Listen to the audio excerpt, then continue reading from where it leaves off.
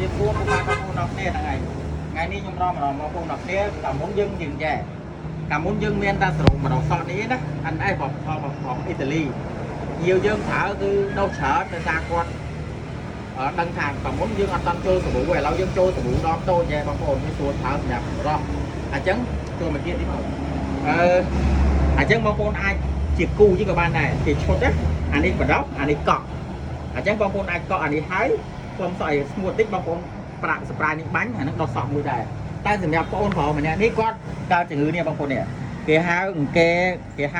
ទឹកណាបងប្អូនគឺវានៅខាំងអញ្ចឹងហ៎វាកក់ខាំងអញ្ចឹងណាហើយវាឡើងជាកមចេះឲ្យចិត្តតិចហ្នឹងហើយចេះអញ្ចឹងបាទ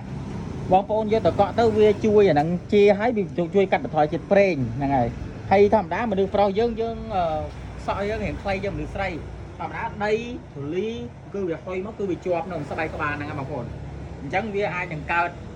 បញ្ហាហ្នឹងច្រើនអញ្ចឹងយើងសាប៊ូកក់សក់បងផលិតផលNSផលិតផលរបស់អ៊ីតាលីយើងជួយបានហ្នឹងហើយแล้วបងប្អូនគាត់មកយកដល់ហាងហ្នឹងហើយនេះមកមើលនេះអញ្ចឹងនេះបងប្អូននេះអញ្ចឹងបងប្អូនមានចំណាប់អារម្មណ៍អាចតាក់ទងបានណាមានលក់នៅហាងកាត់សក់ចាក់សាក់មីសរ៉ាតូផ្លូវ53B សាកដែលហុយភ្នំពេញបាទផលិតផលរបស់អ៊ីតាលីសុទ្ធ 100% NS បងប្អូនហ្នឹងអរគុណ